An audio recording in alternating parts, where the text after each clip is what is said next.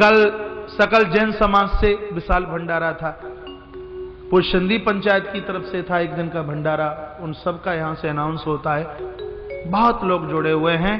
ये व्यासपीठ उनको बहुत आदर करती है, बहुत मान करती है, बहुत सम्मान करती है। ये आप सभी की व्यवस्थाओं से ही ये आयोजन कुंभ की तरह उमड़ता हुआ जा रहा है। एक जगह यदि भीड़ को इकट्ठा कर दिया जाता तो ये सब आ भी नहीं सकते। जितने यहाँ हैं उतने यज्ञशाला में, उतने ही पीछे के परिसर में, और उससे ज्यादा सड़क पर घूम भी रहे हैं। और मुझे सबसे बड़ी खुशी ये हो रही है कि बालाघाट के घर का ऐसा कोई भी घर नहीं है जिस घर में कम से कम 10 मेहमान न रुके हों। 10 से और ज्यादा ही होंगे। ये मुझे लोग सुबह शिवलिंग बनाते वहां बोलते हैं, महाराज जी 10-10 लोग तो हमारे घर में रुके हुए हैं। अभी तो 21 तारीख तक तो और वृद्धि होगी। आप टेलीफोन कीजिए अपनों के लिए। घर छोटा हो सकता है लेकिन आपका हृदय छोटा नहीं हो सकता। अतिथि देवो भव, अतिथि तो साक्षात भगवान का रूप है। जगह ना मिले अपनी रसोई में सो जाना, जगह ना मिले तो बाथरूम में सो जाना, लेकिन आए हुए आगंतुक को जगह जरूर मिले। ये बालाघाट शहर के लोगों का एक बहुत बड़ा ये पुण्य होगा, ये उनका सौभाग्य होगा। आवे अतिथि द्वार पर किए सकल सम्मान, ना जाने किस भेष में मिल जाए भगवान। आया अतिथि द्वार पर नहीं किया सम्मान, सकल धर्म मिट जाते कई स्कंध पुराण। अतिथि दरवाजे से परेशान होके चला गया तो हमारा तो किया कराया सब फेल हो जाता है। हर व्यक्ति को ये लगे कि आयोजन मेरा है, हर व्यक्ति को ये लगे कि आयोजक इसके हम हैं। और जब आप सबको ये लगेगा कि आयोजक हम हैं तो इस पांडाल में शिवलिंग 1.5 करोड़ नहीं, इस पांडाल में महाराज और ज्यादा संख्या में शिवलिंगों का सृजन, शिवलिंगों का निर्माण होगा। नगर के श्रेष्ठतम बंधु लोग यहाँ बैठे हैं, श्री तिवारी जी, श्री नरेंद्र मिश्रा जी और बहुत महानुभाव। आज समयाभाव होने के कारण मैं सबके नाम नहीं ले पाया। व्यासपीठ से सबका बहुत आदर मान सम्मान। आइए भगवान शंकर की एक चौपाई के साथ इस प्रसंग को आगे की तरफ बढ़ाते हैं। दोनों हाथ ऊपर, आशुतोष तुम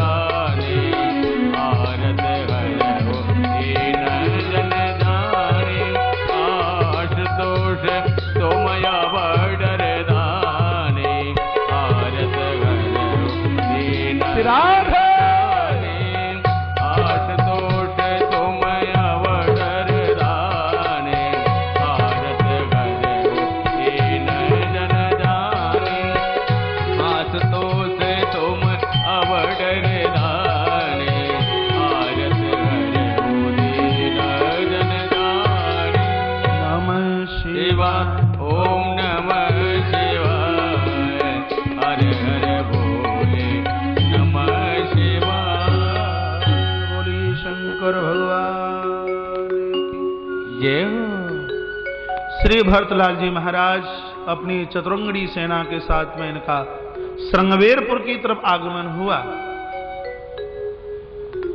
3 तरह की भेंट सामने रख दी गई। भरत तो तीनों गुणों से परे हैं। ना इनको रजोगुण चाहिए, ना इनको तमोगुण चाहिए, ना इनको सतोगुण चाहिए। इनको तो तीनों गुण जहां से उत्पन्न होते हैं, इनको तो ऐसे परमात्मा के चरण चाहिए। तीनों की तरफ इन्होंने देखा भी नहीं। गुरुदेव वशिष्ठ ने श्री भरतलाल जी को इशारा किया, कहा ये सामने निषाद राज गुहु भगवान राम का मित्र है। इतना कहा कि इतने में तो अपना रथ छोड़ दिया और दौड़ करके उस निषाद गुहु को श्री भरत ने अपने अंक में भर लिया। गुहु निषाद बोले हैं कि भैया भरत शायद तुमको मेरी जाति बिरादरी पता नहीं है। हमारी तो छाप भी जिसके ऊपर पड़ जाए उन लोगों को नहाना पड़ता है। ये शब्द तो भगवान के भ्राता ने सुनाई नहीं। श्री भरतलाल जी एक बात बोलता है, कहा कि जो ईश्वर का मित्र हो, जिसको कंठ से भगवान ने लगाया हो, इस जगत में उससे और बड़ा पवित्र कौन हो सकता है। श्री भरत पूछते हैं, भैया आप कैसे हो? ये पूछा आप कैसे हो,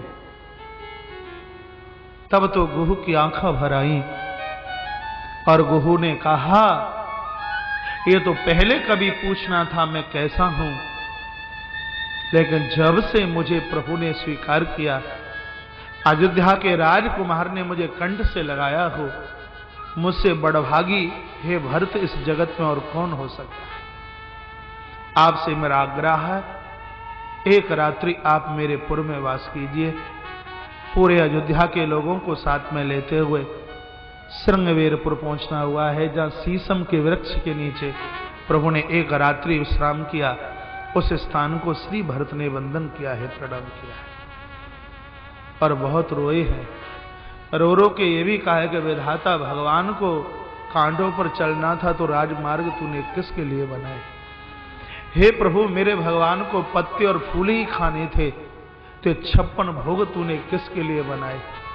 मेरे भगवान को धरती पर सोना ही था, तो ये पलंग किसके लिए बनाए गए। पूरी रात्रि रोते रहे।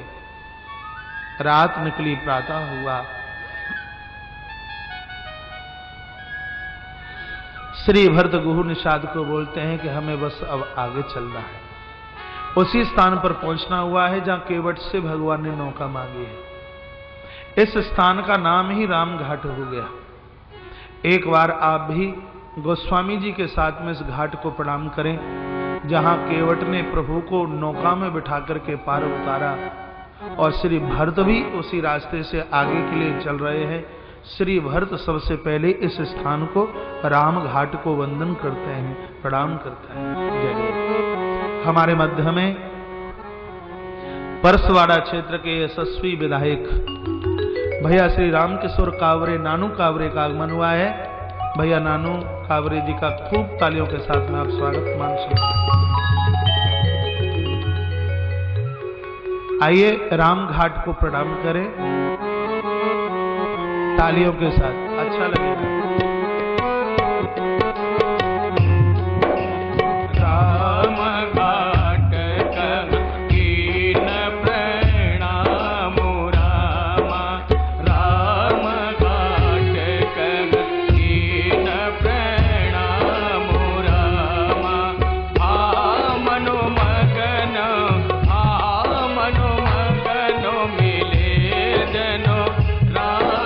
राम घाट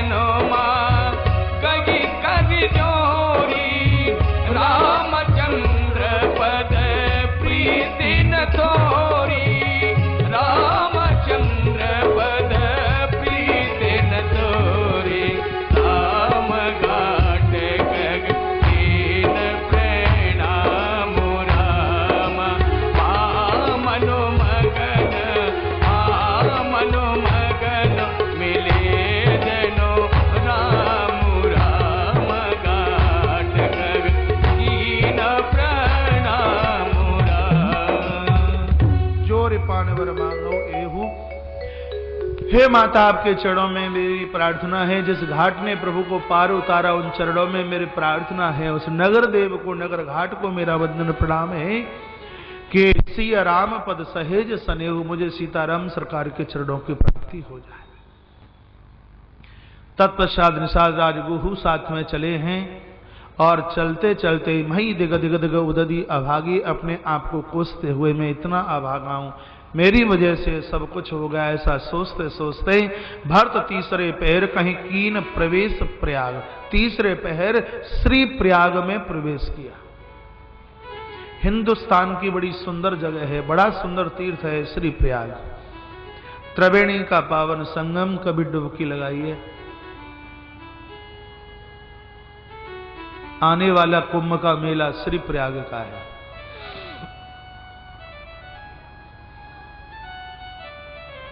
कुंभ का बड़ा महत्व है। अश्वमेध सहस्त्राणी वाजपेयी सपंच, हजारों हजारों अश्वमेध यज्ञ, सैकड़ों सैकड़ों वाजपेयी यज्ञ करने का सौभाग्य तो प्राप्त होता है जब व्यक्ति की कुंभ में उपस्थिति दर्जित होती है।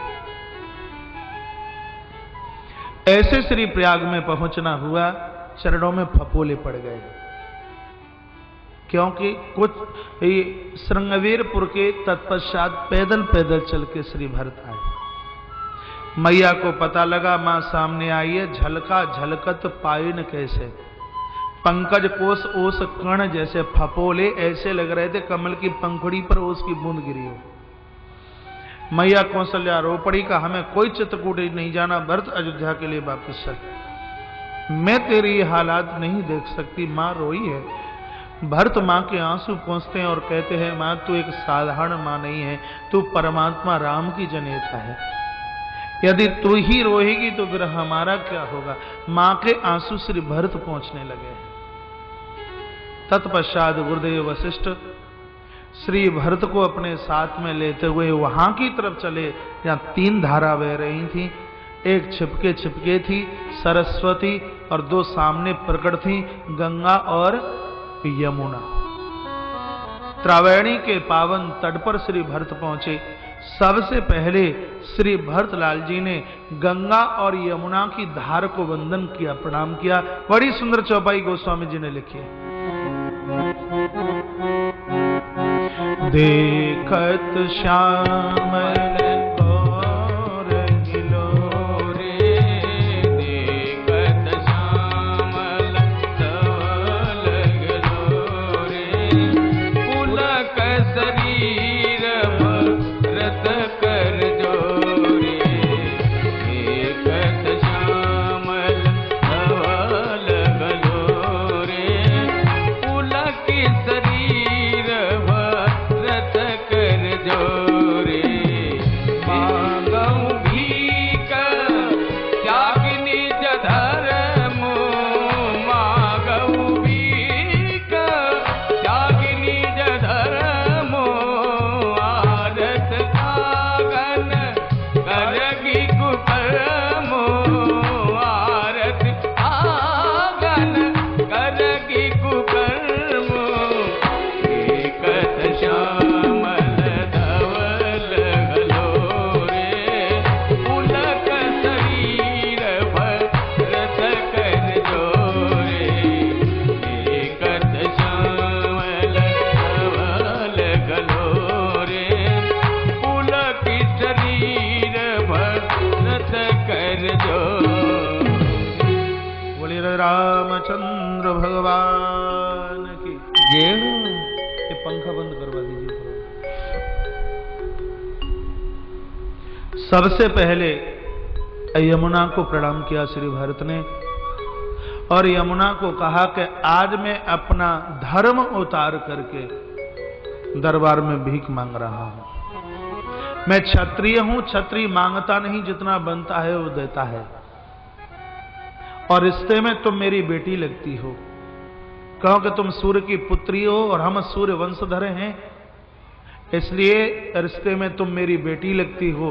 पिता से जो बनता है वो बेटी को देता है, बेटी से कुछ लेता नहीं। गंगा को कहा तुम भी मेरी बेटी हो, क्योंकि तुम विष्णु के चरणों से निकली हो और विष्णु ही धरती पर भरत बनकर के आया, इसलिए तुम मेरी कन्या हो। और कन्या को पिता देता है, उससे कभी लेता नहीं। लेकिन हे गंगे और हे यमुने, तुम्हारे अंदर इतनी ताकत है, यदि तुम मुझे आशीर्वाद दो तो मुझे सीताराम सरकार के क्षण देखने के लिए मिल सकते हैं, मेरे ऊपर कृपा कर दीजिए। तत्पश्चात तो श्री प्रयागराज साकार भाव से प्रकट हो गए। 4 पदार्थ भरा भंडार। प्रयागराज ने प्रकट होकर के कहा, भारत 4 पुरुषार्थ हमारे पास में, कि धर्म चाहिए, कि अर्थ चाहिए, कि काम चाहिए, कि मोक्ष चाहिए। श्री भरत ने कहा ना अर्थ चाहिए, ना धर्म चाहिए, ना काम चाहिए, ना मोक्ष चाहिए, मुझे तो मेरे सीताराम सरकार चाहिए, मुझे तो मेरे सीताराम सरकार चाहिए। अर्थ न धर्म न काम रुचि गति न चहु निर्वाण, जन्म जन्म रति राम पद, यही वरदान। गिनती की जाए तो कहा जाता है धर्म अर्थ काम और मोक्ष, और लेकिन भरत की शुरुआत अर्थ न धर्म न काम रुचि अर्थ से आरंभ करते हैं। अर्थ से आरंभ भरत ने क्यों किया? क्योंकि भरत जानते हैं कि मेरे अयोध्या का चौपट इस अर्थ यानी गद्दी की वजह से हुआ है, इसलिए सबसे पहले कुठाराघात अर्थ के ऊपर किया। कहा मुझे अर्थ नहीं चाहिए, अर्थ चाहता होता तो गद्दी पर बैठ जाता, मैं आता क्यों? अर्थ नहीं चाहिए। धर्म छोड़ करके आया, गुरुजी ने जो कहा वो बात मैंने नहीं मानी। काम चाहता नहीं, मांडवी की तरफ मुंह उठा करके मैंने नहीं देखा। और राम के बिना तो यदि मुझे मुक्ति भी मिल रही हो तो मुझे ऐसे मोक्ष की भी आवश्यकता नहीं है। सीताराम चरण रति मोरे, अनुदिन बढ़ो अनुग्रह तोरे।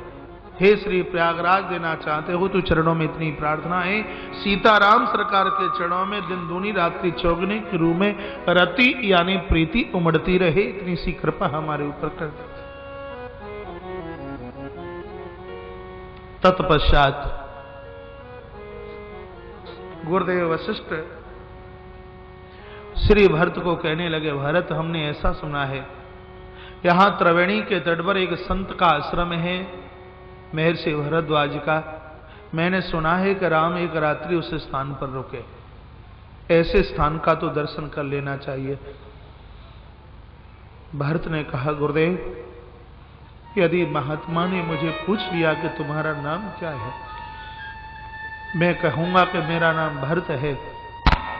यदि संत ने मुझसे यह कह दिया कि क्या तुम वही भरत हो जिसकी मां कैकेयी ने प्रभु राम को घर से बाहर निकाल दिया, गुरुदेव उस महात्मा को मैं क्या जवाब दे पाऊंगा।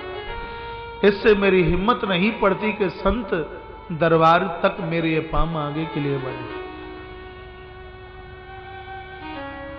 गुरुदेव वशिष्ठ ने कहा, भरत भरद्वाज विलक्षण संत हैं, इनकी महानता नहीं होती तो प्रभु राम इनकी कुटिया पर बिल्कुल नहीं जाते। वहां पहुंचकर तुम्हें शांति मिलेगी, तुम्हें तुम्हारे जीवन का समाधान मिलेगा। अवधवासी भरद्वाज मुनि के आश्रम पर, यह आश्रम आज भी श्री प्रयागराज में है, कभी जाए स्थान का दर्शन करके आए, विलक्षण स्थान है।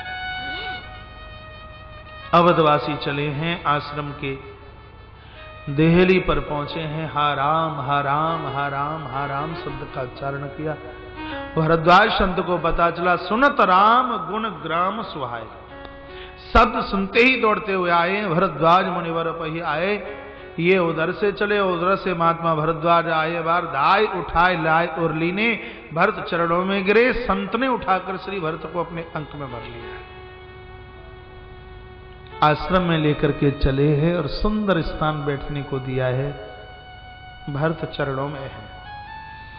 भरत ने रो रो करके पूछा, गुरुदेव क्या ये वही स्थान है जहां मेरे प्रभु राम ने एक रात्रि इस स्थान पर आकर के विश्राम किया?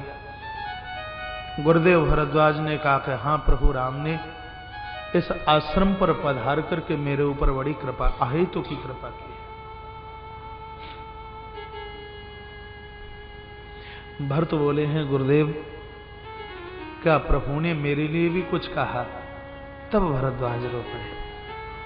भरद्वाज बोले हैं भरत, तुम तो भरत मोर मत एऊ धरो देह हित राम सनेऊ।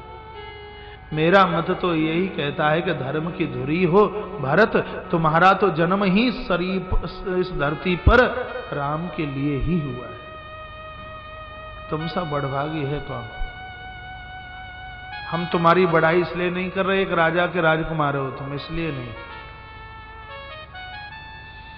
एक दिन भरे दरबार में एक महात्मा ने मुझसे प्रश्न किया, सुने, एक एक शब्द सुनने लायक है। महात्मा भरद्वाज कहते हैं कि एक संत ने मुझे प्रश्न किया कि प्रयाग में रहने का फल तो हमें यह मिला कि सीताराम सरकार का दर्शन हुआ, क्या ये सीताराम सरकार के दर्शन का भी कोई फल है क्या?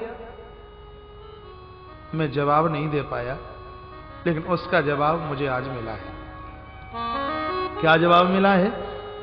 प्रयाग में रहने का फल यह मिला, सीताराम सरकार का दर्शन हुआ, लेकिन सीताराम सरकार के दर्शन का फल हमें यह मिला कि आज हमें भरत जैसे संत का दर्शन हो रहा है। ये राम दर्शन करने का ही फल है। वृक्ष के ऊपर फल लगता है, ये स्वाभाविक है, लेकिन फल के ऊपर फल लगे ये अचंबा है। देखिए सुंदर दो चौपाइयां सुना हुआ।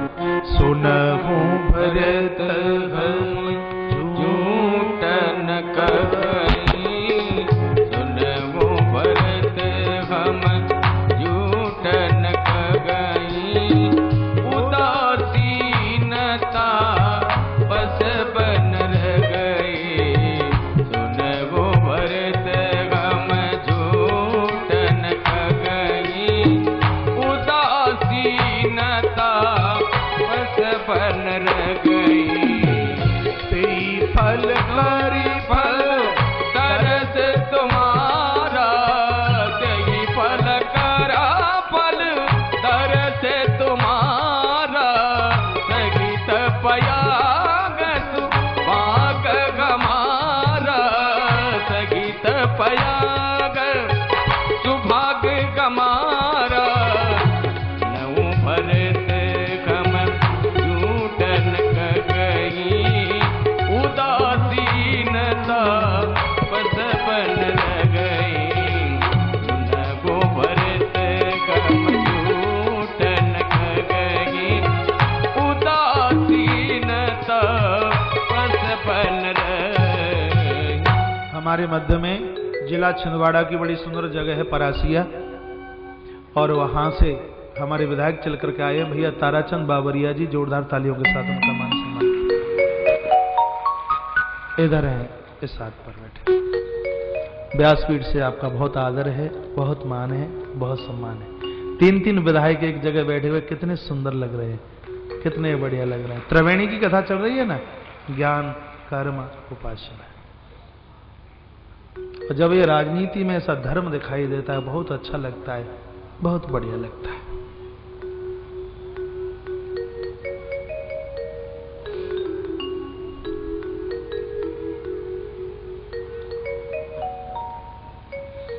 अब रोज आना, एब्सेंट लगी तो फाइन लगा दिया जाएगा।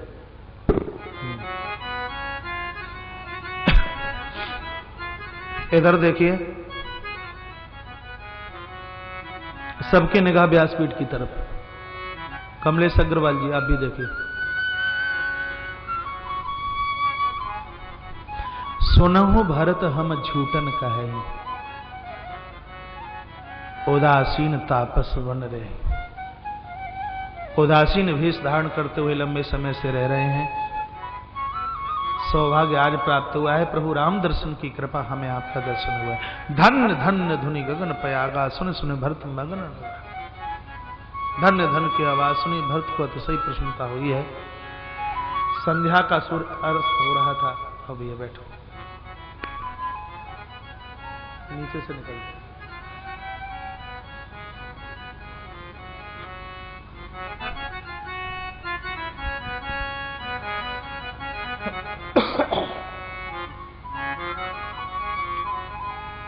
कथा से जोड़िए अपने आप को भरत जाने की तैयारी में कि पूरा फौज फराटा अवध का मेरे साथ है। न जाने महात्मा जी के कनस्तर में आटा होगा कि नहीं होगा। संकोच किया। ध्यान से सुनना, जिनकी जिंदगी स्वयं के लिए है, जो अपने लिए जीते हैं, उनके घर का आटा नमक घटता है।